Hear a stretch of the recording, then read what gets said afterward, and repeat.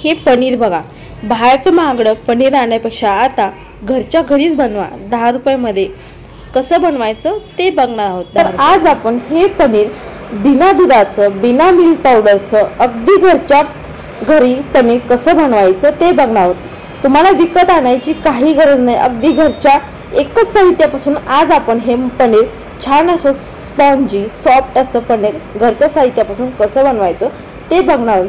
बघू शकता किती छान कलर आलेला आहे आपल्या पनीरला, पांढरे शुभ्र असं आपलं पनीर तयार झालेलं आहे। अशा छान छान रेसिपीसाठी वैष्णव रेसिपी चॅनलला लाईक करा, सबस्क्राईब करा आणि बाजूला जे बेल आयकॉन आहे त्याला क्लिक करा। आणि हो, तुम्ही माझ्या रेसिपी आता इंस्टाग्राम फेसबुकवरती सुद्धा बघू शकता आणि फॉलो सुद्धा करा इंस्टाग्राम आणि फेसबुकला। चला तर मग वेळ न घालवता पटकन रेसिपीला सुरुवात करूयात। त्यासाठी इथे मी 1 कप सोयाबीन घेतलेले आहेत। सोयाबीनमध्ये भरपूर प्रमाणात प्रथिने, प्रोटीन्स, ओमेगा 3 असल्यामुळे भरपूर प्रमाणात आपल्याला प्रोटीन फायबर मिळतं। सोयाबीनमुळे मधुमेहाचा त्रास कमी होतो, हाडाच्या सोयाबीनच्या हाडे मजबूत होतात, हृदयाच्या आरोग्यासाठी चांगलं राहतं। सोयाबीनचं सेवन करावं। 2-3 पाण्याने हे सोयाबीन धुवून घ्यायचे आणि आपल्याला 1-2 तास हे सोयाबीन भिजत ठेवायचे। पटकन भिजतात, फार काही वेळ लागत नाही सोयाबीन भिजलेला। मी अगोदर भिजवून घेतलेले आहेत हे सोयाबीन, बघू शकताय भिजलेले सोयाबीन आणि न भिजलेले सोयाबीन बघू शकताय। अगदी भिजलेले सोयाबीन टम्म देखील फुगलेले आहे, वरची साल देखील आणि डाळ सुद्धा छान अशी तुटते बघू शकताय। आता इथे मी छोटं मिक्सरचं भांडं घेतलेलं आहे। आता या मिक्सरच्या भांड्यामध्ये 2 पै आपल्याला सोयाबीन काढून घ्यायचे आणि ह्याच्यामध्ये आपल्याला अर्धा कप इतकं पाणी टाकायचे आणि ह्याला जमेल तितकी छान अशी बारीक आपल्याला पेस्ट करून घ्यायची, छान बारीक करून घ्यायची, ओबडधबड वगैरे अजिबात ठेवायचे नाही। आता इथे मी बारीक पेस्ट करून घेतल्यानंतर इथे मी बाउल घेतलेला आहे आणि इथे मी चाळणी घेतलेली आहे गाळायची। तुम्ही या ठिकाणी दुसरी आपण पिठाची चाळणी आहे ती देखील घेऊ शकता। बघू शकताय असं लोण्यासारखं मऊसूत असं आपल्याला हे बारीक पेस्ट करून घ्यायचं या पद्धतीने, बघू शकताय इतकं आपल्याला बारीक करून घ्यायचं हे मिश्रण सोयाबीनचं। आता ह्याच्यामध्ये आपल्याला काढून घेतल्यानंतर ह्याच्यामध्ये पाणी टाकायचं।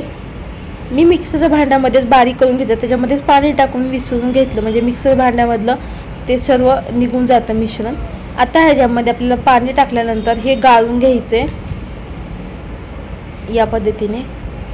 एखादा चमचा घ्यायचा, चमचा किंवा पळी, आणि ह्याला छान गाळून घ्यायचे म्हणजे ह्याच्यामधून काय होतं सोयाबीनचं आपलं दूध निघतं, बघू शकता या पद्धतीने। तर हे दूध आपल्याला या गाळून घ्यायचे आणि मी अशा पद्धतीने दुसरं देखील भांडं फिरवून घेतलं आणि बारीक अशी पेस्ट करून घेतली पाणी टाकून। आता हे सुद्धा आता आपल्याला गाळून घ्यायचे म्हणजे गाळून घेतले मग काय होतं खाली दूध पडतं आणि वरती आहे तो स्वतःशी राहतो, त्यासाठी आपल्याला हे गाळून घ्यायचं अत्यंत गरजेचं आहे। तुम्ही थोडंसुद्धा पाणी टाकू शकता आणि मग हे गाळू शकता। पाणी टाकल्यामुळे काय होतं दूध छान निघतं, बघू शकता या पद्धतीने। मी इथं सह राहिलेलं दूध देखील या काढून घेत आहे। इथं सह राहिलेलं दूध देखील मी या थोडं पाणी टाकत काढून घेतलेलं आहे। आता इथे बघू शकता मी इथे सर्व ह्याच्यामधलं सोयाबीनचं पूर्णपणे दूध काढून घेतलेलं आहे, वरती असा फेस आलेला आहे। आता हा फेस दिसतोय तुम्हाला, दूध देखील छान निघले देखील आहे। आता हा फेस आपल्याला काढून घ्यायचा आहे, बघू शकता किती फेस आलेला आहे। फेस कशामुळे निघतो कारण आपण तो गाळून घेतो आणि वरती तो सोयाबीनचा फेस येतो, त्याच्याकरता हा फेस काढून घ्यायचा आहे। बघू शकता खूप फेस निघालेला आहे, फेस असं झालेला आहे। आता या पद्धतीने इथे मी सर्व काढून घेतलेलं आहे फेस देखील या दुधावरचा आणि आपल्याला छान असं दूध एकरित्या मिळतं, बघू शकताय फेस काढल्यानंतर मस्त दूध तयार झालेलं आहे, बघू शकताय सोयाबीनचं।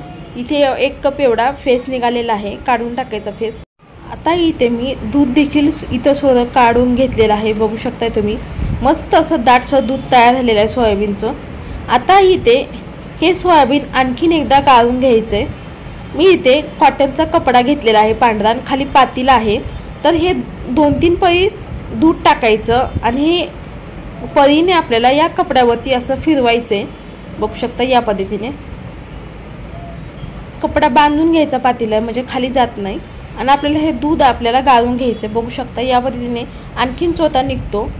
आणि असं केल्यामुळे काय होतं जे आणखीन आपल्याला एकसारखं असं छान असं पनीर स्मूथ मिळतं, त्याच्याकरता हे अत्यंत गरजेची स्टेप आहे. त्याच्याकरता हे गाळून घ्यायचं. बघू शकता किती चोथा निघलेला आहे. त्यामुळे हे आता आपल्याला दूध हे गाळून घ्यायचं आहे. कारण काय होतं, आपल्याला दूध असं सॉफ्ट असं मिळतं आणि चोथा आहे तो वरती राहतो. हे सुती कपड्याने गाळल्यामुळे बारीक बारीक जे कण असतात ते सर्व निघून जातात गाळल्यामुळे. डबल स्टेप अत्यंत गरजेची आहे करण्याची, त्यामुळे करा. आणि आता आपल्याला हे गाळून घ्यायचं आहे. बघू शकता या पद्धतीने. इथं सुद्धा राहिलेलं दूध देखील मी याच पद्धतीने गाळून घेत आहे. आणि सोयाबीनमध्ये भरपूर प्रमाणात ओमेगा 3 असतं. हे मी दूध पूर्णपणे गाळून घेतल्यानंतर जो चोथा आहे या कपड्यामध्ये, चोथा या सोयाबीनचा, तो आता आपल्याला ह्याच्यामधलं पूर्णपणे असं दूध काढून टाकायचं. बघू शकता या पद्धतीने पिळून, म्हणजे पूर्णपणे असं दूध मिळतं आपल्याला सोयाबीनचं एकरीते असं. आता इथे बघू शकताय छान असं इथे आपलं मस्त असं दूध देखील घरच्या घरी होममेड असं दूध तयार झालेलं आहे सोयाबीनचं. तुम्हाला विश्वाससुद्धा बसू शकत नाही, इतकं छान असं एका कपामध्ये सोयाबीनमध्ये इतकं आपलं छान असं इथे दूध मिळाले देखील आहे. बघू शकताय तुम्ही, मस्त तयार झालेलं आहे इथे आपलं दूध दाटसर अगदी. असं वाटतंय की हे दूध म्हशीचं आहे. इतकं छान आपलं घरच्या घरी होममेड आपलं सोयाबीनचं दूध देखील तयार झालेलं आहे. आणि घरी बनवलेलं पनीर अगदी तुम्हाला खूप आनंद वाटेल, इतकं छान हे पनीर. सोयाबीनचा जो चोथा आहे वरती कपड्यावरती आपण तो पिळून काढलेला, तो चोथ्याचं तुम्ही थालीपीठ देखील करू शकता. खूप छान अप्रतिम चवीचे होतात. आता इथे मी गॅसवरती दूध ठेवलेलं आहे. आता हे दूध आहे ते आपल्याला मंद आचेवरती ठेवायचे. सुरुवातीला हाय गॅसवरती किंवा मिडियम गॅसवरती ठेवायचं नाही. मिडियम गॅसवरती आपल्याला हे दूध उकळून घ्यायचं सुरुवातीला. आणि पातेलं घेताना जाड बुडाचं घ्यायचं, किंवा तुम्ही नॉनस्टिकचं देखील पॅन घेऊ शकता किंवा कढई घेऊ शकता. त्याच्यामध्ये सुद्धा हे दूध तुम्ही फोडून घेऊ शकता. आता आपल्याला हे दूध आपल्याला उकळून घ्यायचं सुरुवातीला 3 ते 4 मिनिटांनी. बघू शकता 3 ते 4 मिनिटांनी दूध देखील छान आपल्याला उकळी आलेली आहे. दूध देखील छान उकळलेलं आहे. आता आपल्याला या स्टेजला इथे आपण अगदी 3 चमचे व्हिनेगर घेतलेलं आहे. आता हे व्हिनेगर आपल्याला थोडं थोडं करून टाकायचं आहे, एकदम टाकायचं नाही आहे. थोडं थोडं करून व्हिनेगर टाकायचं. तुम्ही या ठिकाणी लिंबू देखील पिळून टाकू शकता, लिंबाचा रस. आता हे बघू शकताय अगदी 3 ते 4 मिनिटांनी आता आपल्याला छान उकळ ठेवायचे, म्हणजे हे दूध देखील आहे ते छान फुटल्या जाईल. बघू शकताय अगदी आता सुरुवातीला आता फुटायला लागलेलं आहे दूध देखील. व्हिनेगरसुद्धा पूर्णपणे टाकलेलं आहे. हे थोडं ठेवलेलं थोडं थोडं करून टाकलेलं आहे. आता इथे आपलं बघू शकताय दूध देखील फुटलेलं आहे सोयाबीनचं. आता इथे सोयाबीनचं दूध देखील छान फुटलेलं आहे. छान एकसारखं एका बाजूला पाणी एका बाजूला छान असं आपल्याला पनीर देखील मिळालेलं आहे सोयाबीनचं. आता आपण या स्टेजला खाली बाऊल ठेवायचं आणि वरची चाळणी ठेवायची आणि कॉटनचा कपडा आहे तो पिळून घ्यायचा आहे पाण्याने आणि असं खोलगट करून घ्यायचं मध्ये, म्हणजे पनीर आपल्याला ह्याच्यामध्ये टाकता येतं. आपण गाळून घ्यायचं आता आपल्याला हे.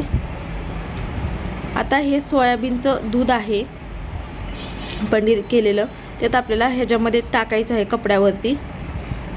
पाणी जे आहे ते खाली जाईल बाऊलमध्ये आणि छान असं आपल्याला सॉफ्ट असं पनीर मिळेल. सोयाबीनचं दूध फोडलेलं देखील मी इथे सर्व टाकून घेतलेलं आहे.